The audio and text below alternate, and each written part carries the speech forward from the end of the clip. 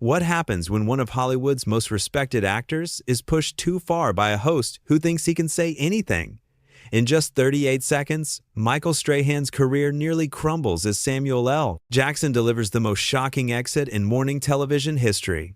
The morning starts like any other segment on Good Morning America. The cameras are rolling, the lights are bright, and Samuel L. Jackson sits across from Michael Strahan with that signature calm presence he always brings. You know the one. That cool, collected demeanor that has defined his legendary career for decades. But today, something feels different.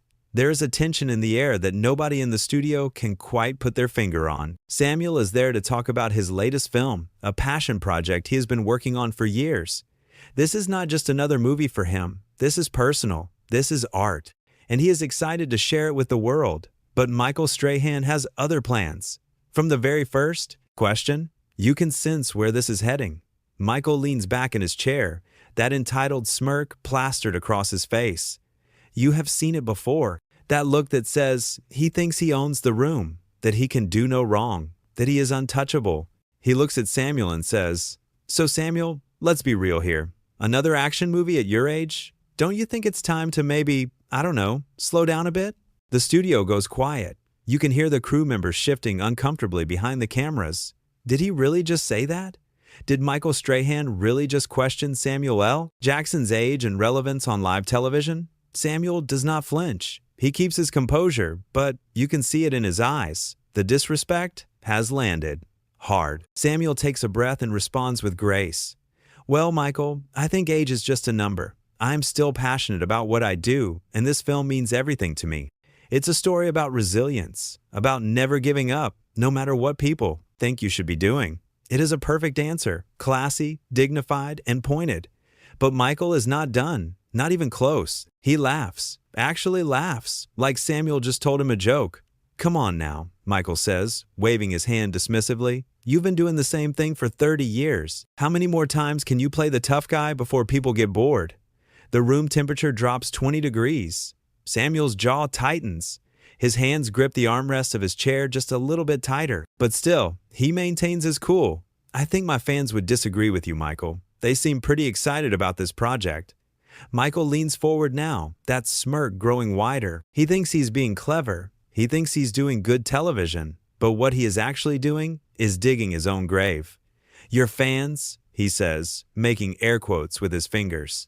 "Sure, but let's talk numbers. Your last few movies did not exactly break box office records, did they? Maybe it's time to accept that your moment has passed. This is the moment. This is when everything changes." Samuel stares at Michael for what feels like an eternity. The silence is deafening. Producers in the control room are frantically signaling to cut to commercial, but Michael does not notice or does not care. He just keeps that arrogant smile on his face, completely oblivious to the storm he has just unleashed. Samuel slowly nods his head. "You know what, Michael? I came here today to talk about a film I poured my heart into. A film about dignity, respect, and the power of standing up for yourself. But instead, I'm sitting here listening to someone who has been handed everything in life tell me that I don't matter anymore." Michael's face starts to change. The smirk fades just a little. "Hey, I did not say you don't matter. I am just being real with you." "Being real?" Samuel's voice rises slightly. Not yelling, but with a power that commands attention. "No, Michael, what you're doing is being disrespectful. There is a difference. I have spent 40 years building a career based on hard work, dedication, and respect for the craft. I did not get here because someone gave me a spot on a morning show. I earned every single role, every single moment. The entire crew is frozen. Nobody moves. Nobody breathes. This is not in the script. This is not how these interviews are supposed to go." Michael tries to backtrack, but it is too late. The damage is done. "Look, Samuel, I think you're taking this the wrong way. I am just trying to have a conversation." "A conversation," Samuel repeats. "A conversation requires two people listening to each other, but you have not listened to a single word I've said since I sat down. You came into this with your own agenda, your own narrative about who I am and what I should be doing. You don't know me. You don't know what I have been through. You don't know what this film represents." Michael shifts in his seat. The confidence is cracking. "Samuel, come on, man. We're on live television here." "Exactly," Samuel says. We are on live television, which makes what you just did even worse. You thought you could embarrass me in front of millions of people and I would just sit here and take it? You thought you could question my career, my choices, my worth, and I would smile and nod? Now Michael is scrambling. You can see the panic in his eyes. The producers are definitely screaming in his earpiece now. I didn't mean it like that. You're a legend, Samuel. Everyone knows that. Samuel stands up. He reaches up and unclips the microphone from his lapel. The gesture is slow, deliberate, powerful. If everyone knows that, then maybe you should have treated me like one. Michael jumps to his feet. Wait. Let's not do this. Let's talk about the movie. That's what you're here for, right? Samuel places the microphone on the chair. He looks Michael dead in the eyes. I was here for that, past tense. But you made it clear you had no interest in actually hearing about it. You wanted to make yourself look smart by tearing me down. Well, congratulations. You got your moment. Samuel, please, Michael pleads. His voice cracks. The entitled host is gone now, replaced by someone desperately trying to save face. I apologize. I really do. I crossed a line. Can we start over? But Samuel is already walking toward the exit. He pauses at the edge of the set, turns back one last time. You know what the difference is between you and me, Michael? I respect people. I respect their work, their journey, their humanity. You could learn something from that. Michael stands there, completely frozen. His mouth opens, but no words come out. The cameras are still rolling, capturing every second of his humiliation. The crew does not know where to look. Some are staring at the floor, others are watching Samuel walk away with a mixture of shock and admiration. Samuel, Michael calls out one more time, his voice desperate now. Come on, man, don't do this. Samuel does not even turn around. He just keeps walking. His security team quickly catches up, flanking him as he exits the studio. You can see the set doors close behind him with a heavy thud that echoes through the silent studio. And just like that, he is gone. Michael slowly sits back down in his chair. The confidence, the swagger, the entitlement, all of it has evaporated. He looks at the camera, then looks away. He does not know what to say. For the first time in his career, Michael Strahan is speechless. A producer finally makes the call to cut to commercial. The cameras go dark, but the damage is already done. What just happened here goes beyond a simple interview gone wrong. This is a masterclass in standing up for yourself. Samuel L. Jackson, one of the most accomplished actors in Hollywood history, was not about to let anyone diminish his legacy on national television. He did not come there to be mocked. He did not come there to be questioned. He came there as a professional to discuss his work, and when that basic respect was denied, he made a choice. A choice that took courage, a choice that sent a message. Let us rewind for a moment and really break down what Michael did wrong here, because this was not just one bad comment. This was a pattern of disrespect from the very beginning. First, he questioned Samuel's age. Then, he dismissed his career. Then, he mocked his fans. Then, he attacked his recent box office numbers. Each comment was like a jab, poking and prodding, trying to get a reaction. But Michael underestimated who he was dealing with. Samuel has been in this industry longer than Michael has been alive. He has worked with the greatest directors, starred in the biggest films, and earned the respect of everyone from his peers to his fans. He has nothing to prove to anyone, especially not to a morning show host who thinks tough questions mean insulting your guest. That is not journalism. That is not good television. That is just arrogance. Think about the moment Samuel stood up and removed his microphone. That was not impulsive. That was calculated. That was a man who knew exactly what he was doing. He could have stayed. He could have argued. He could have turned it into a shouting match. But instead, he chose dignity. He chose to remove himself from a toxic situation. And in doing so, he made Michael look smaller than any comeback ever could. The words Samuel chose were perfect too. He did not curse. He did not insult. He simply stated facts. He pointed out the disrespect. He highlighted the difference between earning your place and being given one. He spoke about respect and humanity. These are not the words of someone losing their temper. These are the words of someone who has lived enough life to know when to walk away. Now let us talk about Michael's reaction, the apology, the pleading, the desperation. Where was that energy at the beginning of the interview? Where was that humility when he was making his jokes at Samuel's expense? It is easy to apologize when you realize you messed up. It is easy to backtrack when you see the consequences unfolding in real time. But the damage was already done. Michael thought he could control the situation. He thought he had the power because he was the host, because it was his show, because he was on his home turf. But power does not come from a title or a desk or a camera. Real power comes from character. And in that studio, there was only one person with character, and it was not the guy behind the desk. The whole exchange lasted maybe 5 minutes. 5 minutes that felt like an eternity. 5 minutes that exposed everything wrong with modern celebrity interviews. Too often, hosts think their job is to be provocative, to push buttons, to create viral moments. But they forget the basics. Respect, preparation, listening. These are not old-fashioned values. These are fundamental principles of human interaction. Samuel came prepared to talk about his film. He came ready to share his passion, his process, his message. He came as a professional doing his job, and he was met with mockery and condescension. Imagine preparing for weeks, pouring your heart into a project, and then sitting down for an interview, only to be told you are too old, too irrelevant, too past your prime. How would you react? Most people would either shut down or explode. Samuel did neither. He stayed calm, articulated his position, and removed himself from a situation that was beneath him. That takes strength. That takes self-control. That takes years of experience dealing with people who underestimate you. And let us be clear about something else. Samuel walking off that set was not just about him. It was about every person who has ever been disrespected at work. Every person who has been told they are too old, too late, too anything. Every person who has had to sit there and take it because they needed the job, needed the exposure, needed the platform. Samuel did not need any of that. He was doing them a favor by showing up. And when they failed to treat him with basic decency, he left. That walk to the exit was iconic.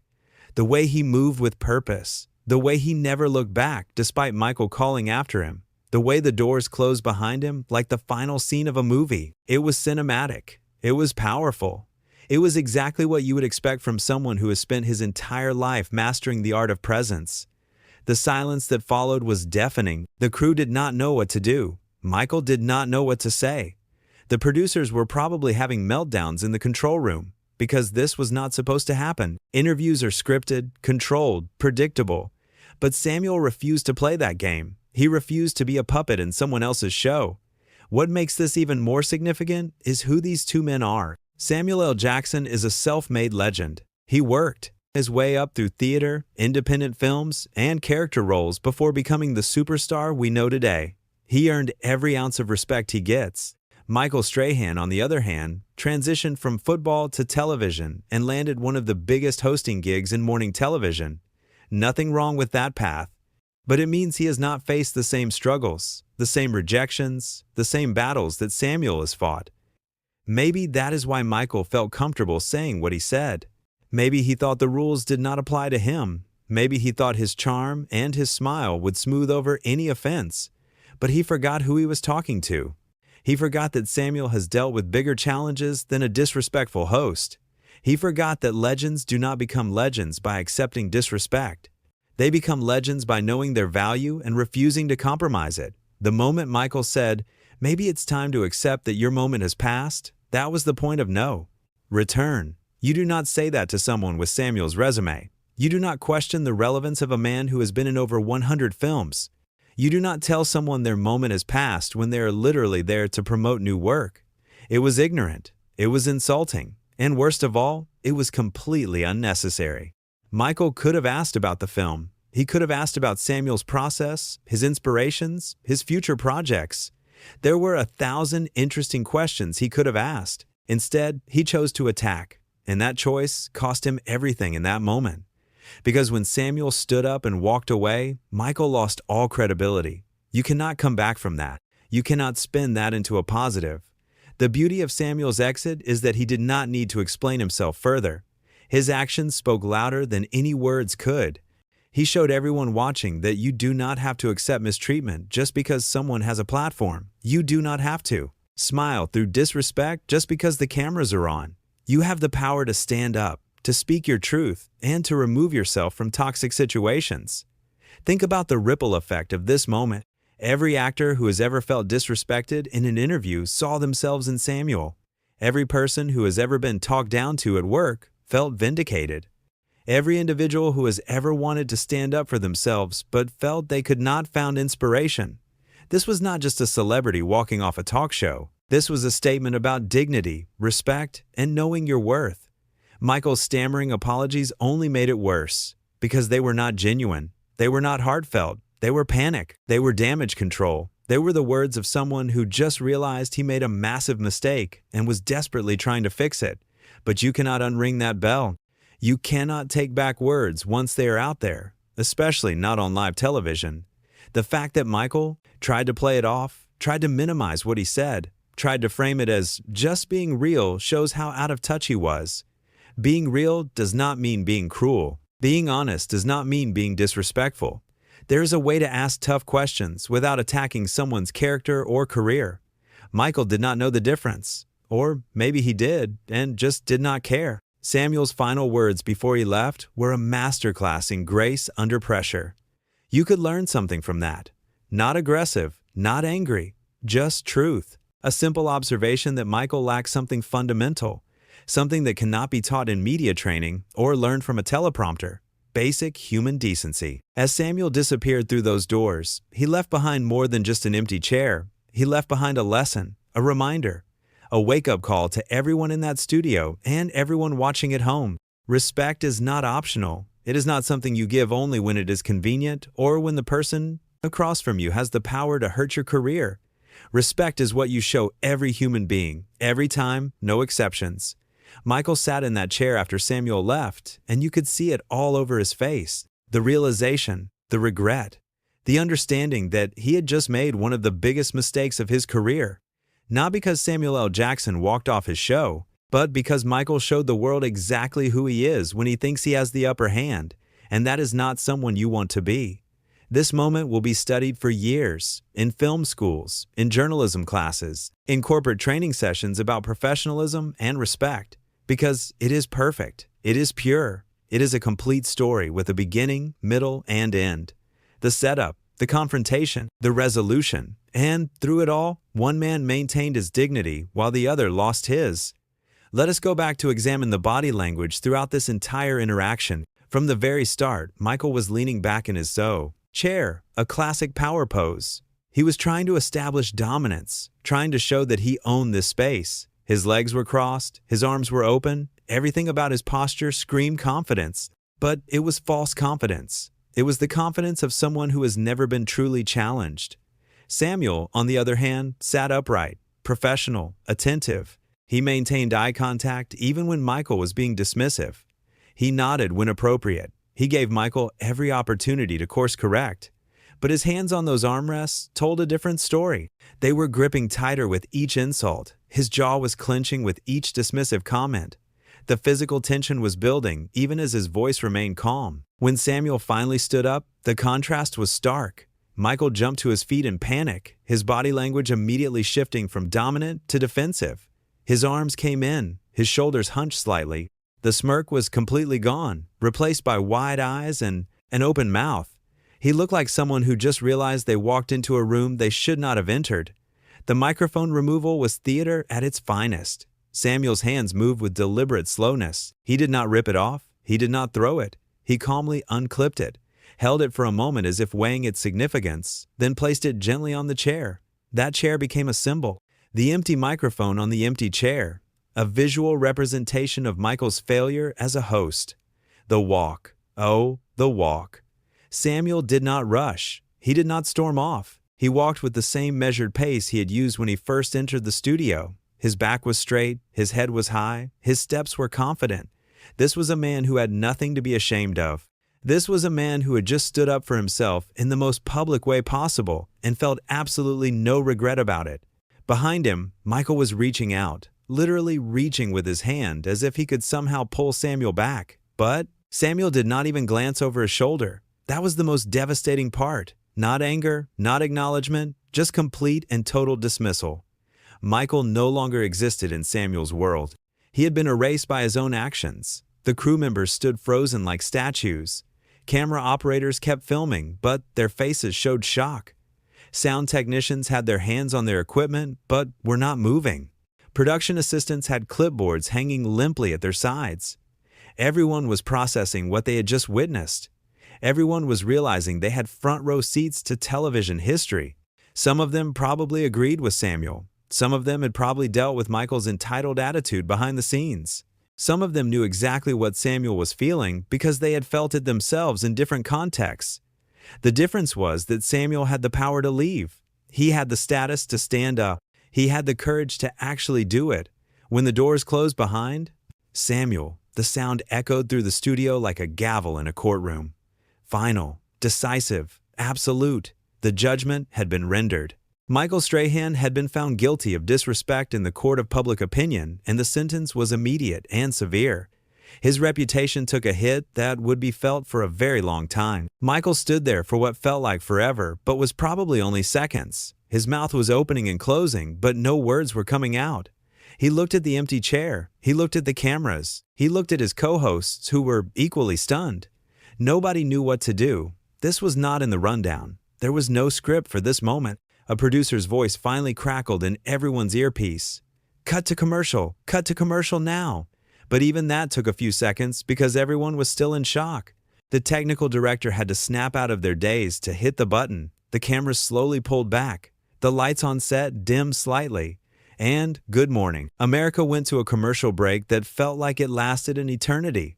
Imagine being in that control room. Imagine the chaos. Producers screaming, directors trying to figure out how to salvage the show, legal team probably getting called immediately, public relations team drafting statements, everyone running around trying to do damage control on something that could not be controlled. Because the damage was done. It was live. It was recorded. It was going to be everywhere within minutes. But here's what makes this story even more powerful. Samuel did not need to say anything else. He did not need to go on social media and explain himself. He did not need to call press conferences or issue statements. His actions spoke for themselves. Everyone who watched that interview understood exactly what happened.